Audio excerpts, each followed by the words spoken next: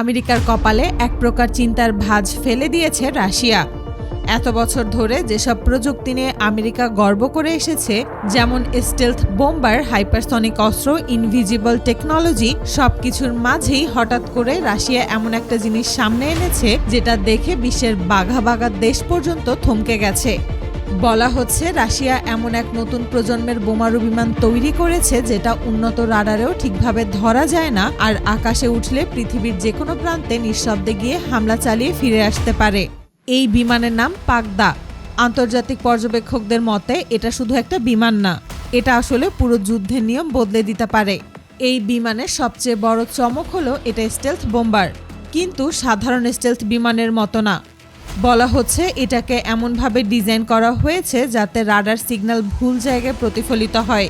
মানে শত্রুর রাডার স্ক্রিনে বিমানটা হয়তো এক জায়গায় দেখাবে, কিন্তু আসলে বিমান থাকবে অন্য জায়গায়। অনেক বিশ্লেষকের মতে এর বাইরের ডিজাইন কিছুটা আমেরিকার B2 স্পিড বোমারু বিমানের মতো, কিন্তু ভেতরের প্রযুক্তি আরও উন্নত এবং এতে যোগ করা হয়েছে AI টেকনোলজি। রাশিয়ার একদল গোপন গবেষণা টিম বছরের পর বছর ধরে মাটির কয়েক হাজার ফুট নিচে এই বিমান নিয়ে গবেষণা চালিয়েছে। রিপোর্ট অনুযায়ী পাগদা ঘন্টায় প্রায় 1200 কিলোমিটার গতিতে উড়তে পারে। এটা সুপারসনিক বিমান না, কিন্তু এটা সবথেকে কম শব্দ করে উড়তে পারে। আর এখানেই এর আসল রহস্য, কারণ যত কম শব্দ হবে তত কম শক ওয়েভ তৈরি হবে, তত কম রাডার সিগন্যাল তৈরি হবে, আর তত বেশি এটি অদৃশ্য থেকে যাবে। তাই এই বিমানকে এমনভাবে বানানো হয়েছে যাতে আকাশে উঠলে খুব কম শব্দ হয়। সবচেয়ে ভয়ঙ্কর দাবি এসেছে এর রেঞ্জ নিয়ে। বলা হচ্ছে একবার পুরো ফুয়েল লোড দিলে এই বিমান টানা প্রায় 15,000 কিলোমিটার পর্যন্ত উড়তে পারে। অর্থাৎ রাশিয়া থেকে উড়ে গিয়ে পৃথিবীর যে কোনো প্রান্তে পৌঁছে আবার ফিরে আসার ক্ষমতা রাখে। আর এই ক্ষমতাই আমেরিকার জন্য বড় দুশ্চিন্তার কারণ দূরপাল্লার মিশনে এই বিমান একবার উড়লে তাকে থামানোর সুযোগ অনেক কম। খালি অবস্থায় এই বিমানের ওজন প্রায় 34 টনের কাছাকাছি, আর পুরো অস্ত্র ও জ্বালানি লোড দিলে সেটা গিয়ে দাঁড়াতে পারে প্রায় 70 টনের কাছাকাছি। মানে একবারে প্রায় 30 টন পর্যন্ত বোমা, মিসাইল এবং অন্যান্য অস্ত্র বহন করতে পারবে। এই পরিমাণ অস্ত্র বহন করার ক্ষমতা খুব কম বোমারু বিমানেরই আছে। পাগদার সবচেয়ে ভয়ঙ্কর দিক হলো এটা শুধু সাধারণ বোমা বহন করবে না, এর ভেতরে থাকতে পারে পারমাণবিক অস্ত্র, হাই প্রিসিশন গাইডেড মিসাইল, দূরপাল্লার ক্রুজ মিসাইল, এমনকি হাইপারসনিক অস্ত্র।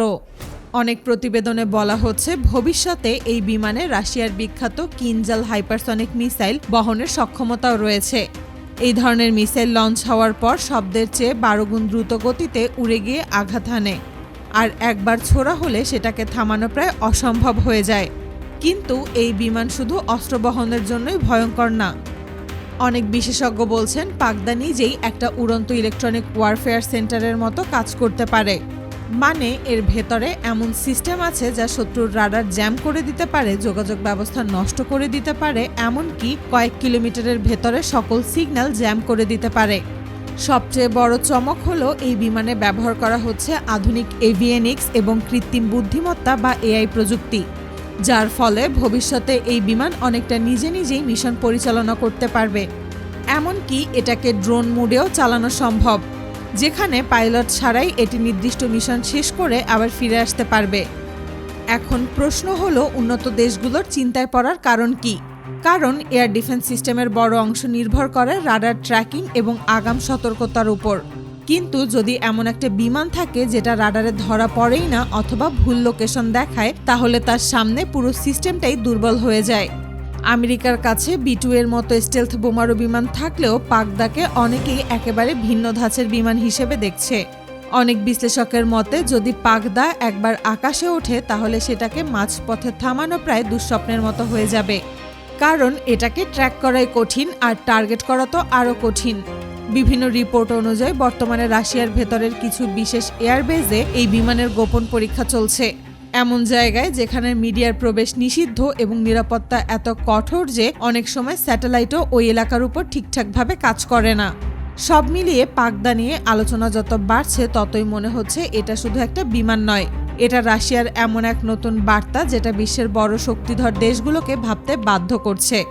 কারণ যদি সত্যি এই বিমান সফলভাবে পরীক্ষা হয়ে যায়, এটা রাশিয়ার জন্য একটা বড় শক্তি হয়ে উঠবে।